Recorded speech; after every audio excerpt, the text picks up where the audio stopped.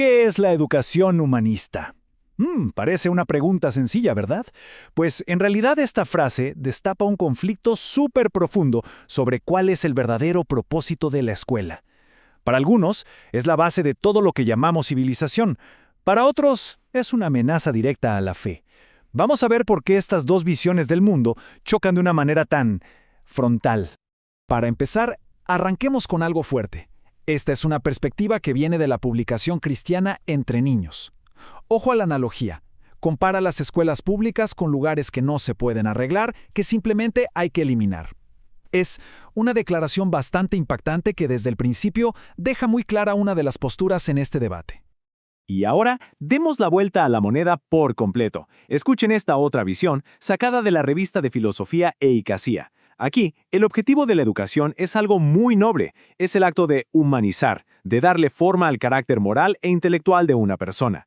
Esto suena, la verdad, como el ideal más alto que podríamos tener para la educación. Entonces, a ver, ¿cómo es posible que el mismo concepto de educación nos lleve a conclusiones tan pero tan opuestas? Por un lado, hay que abolir la escuela. Por el otro, hay que humanizar a la persona. Aquí es donde la cosa se pone interesante. Vamos a desglosar estas dos ideas para ver dónde está la raíz de toda esta confusión. Para poder entender bien el conflicto, empecemos explorando la crítica cristiana. ¿Cuáles son exactamente sus argumentos en contra del sistema escolar como lo conocemos hoy? Bueno, desde esta perspectiva, la idea es que la educación no es cosa del Estado.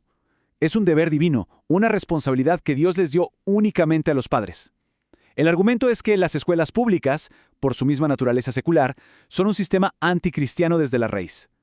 Y esa idea de que los niños cristianos pueden ser una buena influencia ahí dentro, ser sal y luz, se considera una estrategia que falló, que al final termina por corromper al creyente.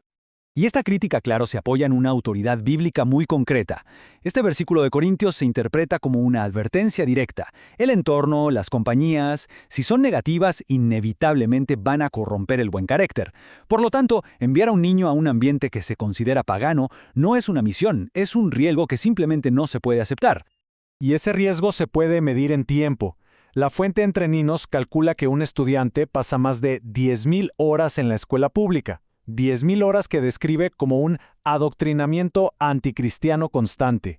Es una cifra pensada para que nos demos una idea de la escala de esa influencia. Y el resultado de esas 10,000 horas, según esta visión, es devastador. Se afirma que solo 1 de cada 10 estudiantes de iglesia que van a la escuela pública va a mantener su fe cuando sea adulto. Con una probabilidad así, la conclusión es clara. El riesgo es demasiado alto. Bien. Ahora, vamos a dar un giro de 180 grados, porque resulta que existe otra definición de educación humanista, una que es muchísimo más antigua. Vamos a ver cómo se fue construyendo esta otra idea. Esta perspectiva histórica viene de la revista Eicasía, que va a rastrear el concepto no hasta el sistema escolar de hoy, sino hasta los cimientos de la filosofía occidental, allá en la antigua Grecia. El concepto original tenía un nombre, paideia. Para los griegos, educar no era solo memorizar datos. La paideia era el proceso de formar a una persona en su totalidad, su mente, su cuerpo y, lo más importante, su carácter moral para que fuera un ciudadano virtuoso.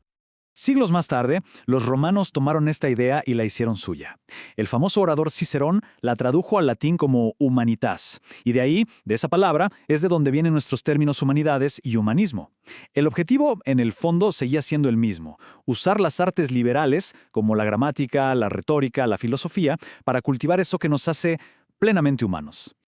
Y esta línea de tiempo lo muestra increíblemente bien. ¡Qué recorrido! Desde Sócrates en Atenas, pasando por Cicerón en Roma, hasta llegar a Petrarca en el Renacimiento, esta tradición de educar, centrada en la moral y el intelecto, ha sido un pilar del pensamiento occidental durante miles de años.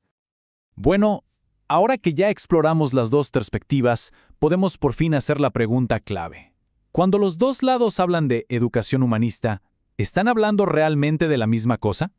Esta diapositiva lo aclara todo. Aquí está el meollo del malentendido. Para la crítica cristiana, educación humanista es básicamente un sinónimo del sistema escolar público, secular y moderno, visto como un adoctrinamiento.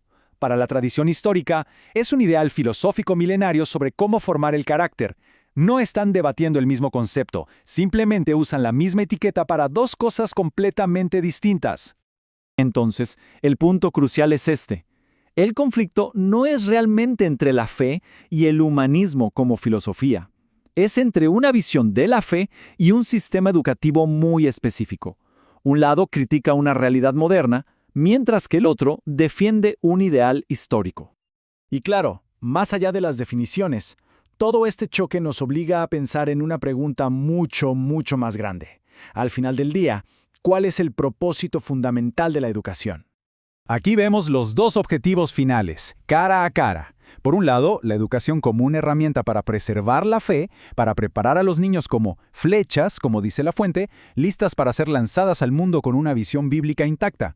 Y por el otro, la educación como el proceso de transmitir la cultura y los valores para humanizar a cada nueva generación, para crear ciudadanos completos y virtuosos. Y todo esto nos deja con la pregunta final, una que va mucho más allá de los textos que analizamos hoy.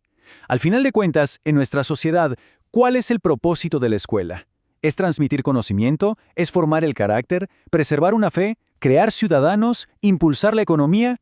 Y quizá lo más importante de todo, ¿quién tiene la autoridad para decidirlo?